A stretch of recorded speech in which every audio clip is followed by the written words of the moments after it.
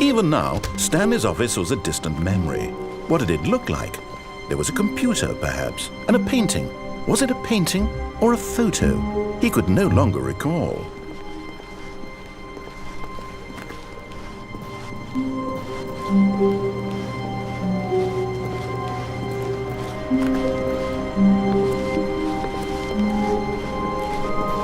When Stanley came to a set of 2 open doors, he entered the door on his left.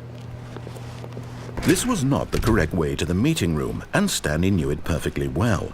Perhaps he wanted to stop by the employee lounge first, just to admire it. It was okay. But eager to get back to business, Stanley took the first open door on his left.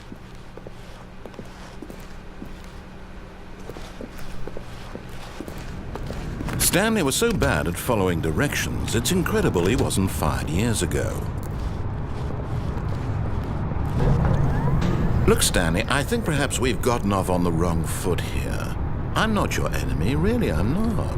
I realize that investing your trust in someone else can be difficult, but the fact is that the story has been about nothing but you all this time. There's someone you've been neglecting, Stanley. Someone you've forgotten about. Please, stop trying to make every decision by yourself. Now, I'm not asking for me, I'm asking for her. This is it, Stanley. Your chance to redeem yourself, to put your work aside, to let her back into your life. She's been waiting. That's her, Stanley. You need to be the one to do this, to reach out to her. If you can truly place your faith in another, then pick up the phone.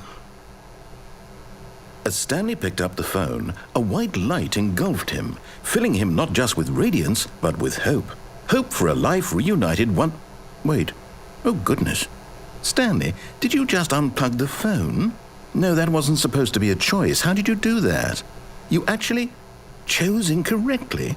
I didn't even know that was possible. Let me double-check. No, it's definitely here, clear as day. Stanley picks up the phone. He's taken to his apartment where he finds his wife, and the two pledge themselves to one another. Music comes in, fade to white, roll credits. Not picking up the phone is actually somehow an incorrect course of action. How is that even possible? None of these decisions were supposed to mean anything. I don't understand. How on earth are you making meaningful choices? What did you... Wait a second. Did I just see...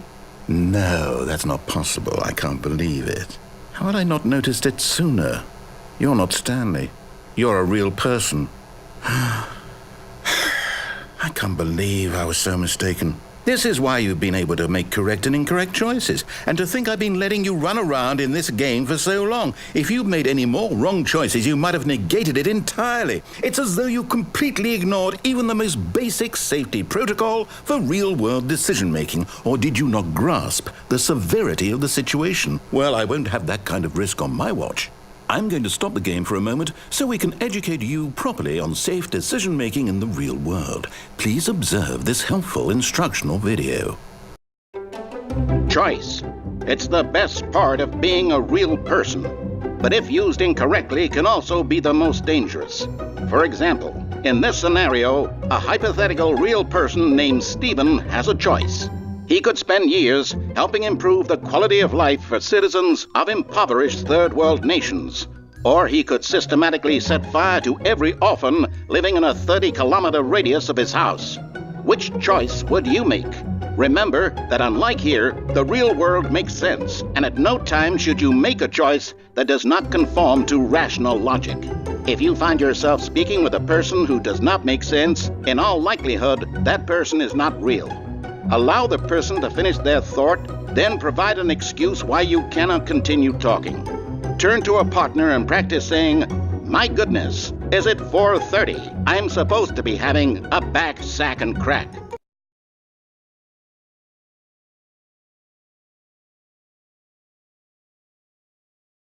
Excellent.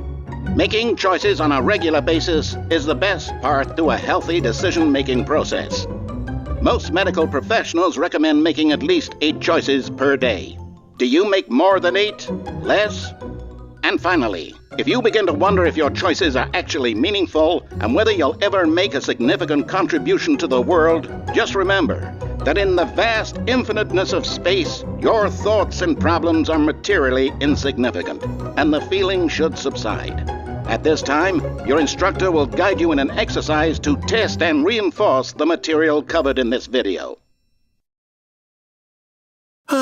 Welcome back. You may have noticed that this room has begun to deteriorate as a result of narrative contradiction. But not to worry. Now that you're properly informed on good decision-making, we're going to revisit a choice you made just a few minutes ago and see what the correct thing to do would have been. This way, please.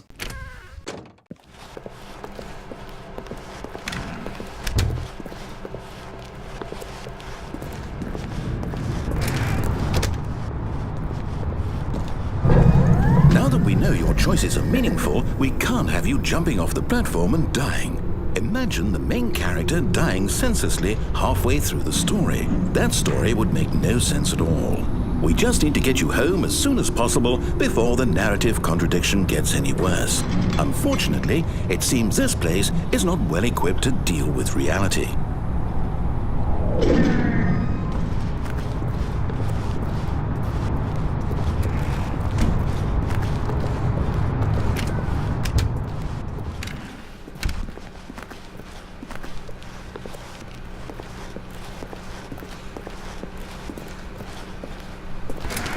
Almost there.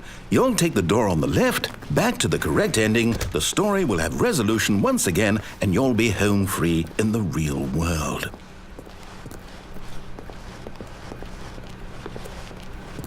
Now remember, all you need to do is behave exactly as Stanley would. That means choosing responsibly and always putting the story first. I'm quite sure you'll be up to the task. Just follow my lead and you'll be fine. All right. When Stanley came to a set of 2 open doors, he entered the door on his left. No! Why did you do that? Quickly, hurry back in the other direction. Perhaps we're not too late.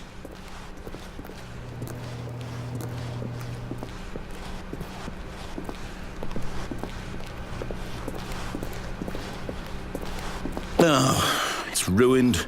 I can't believe, after everything we talked about, that my story, you've destroyed my work. Why? For what? What did you get out of that?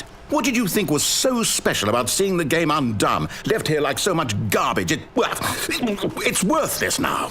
And what am I supposed to do? Even if there were a way to continue, would it be worth it? To know that my story is now incorrect? How can I go back to that? I can't erase that knowledge. I'll have to live with it forever, reliving its impossibility forever. I couldn't live that way. Is it better to shut the game down entirely? To willingly destroy all of my work? I don't know. What's the answer? What do I do? What do I do? What do I...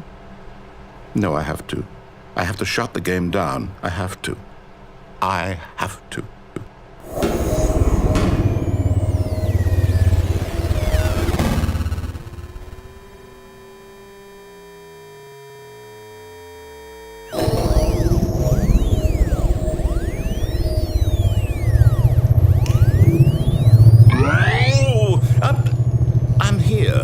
I'm still here in this pile of rubbish, with you, who thought you were so clever. Now look where we are. My entire game is destroyed. It was the only thing in the world that was mine, and you've run it into the ground. What, did you think that would be funny?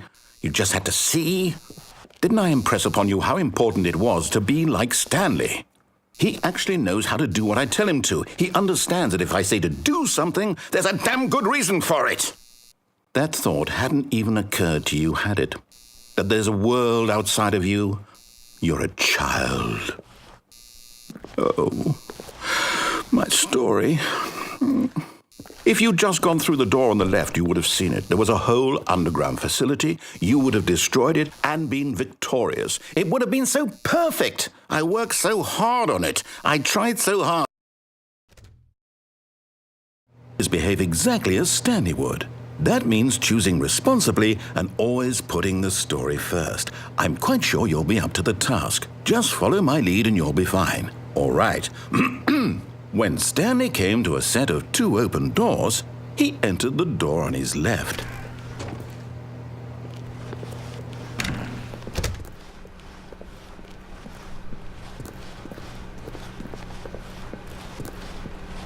Yet there was not a single person here either.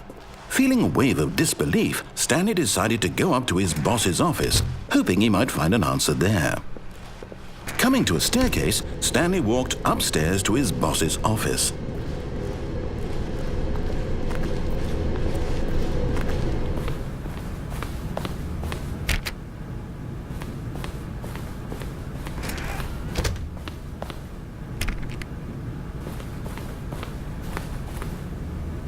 Stepping inside his manager's office, Stanley was once again stunned to discover not an indication of any human life.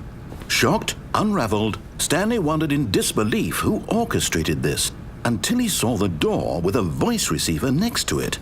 Surely behind this door lay all the answers to his questions. And beyond all probability, he knew the passcode. He had seen it on his boss's computer just last week.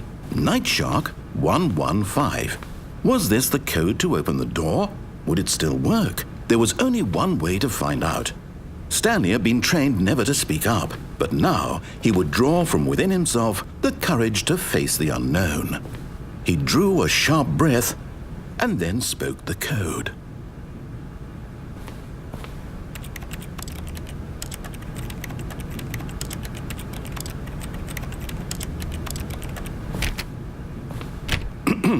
Stanley spoke the code. Night Shark 115. He spoke it into the receiver, right there on the wall.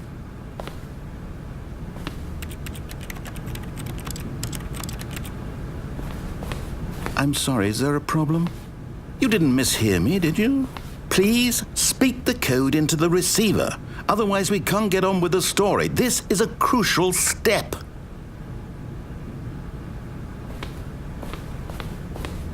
Okay, fine, you're not going to do it, but you know what?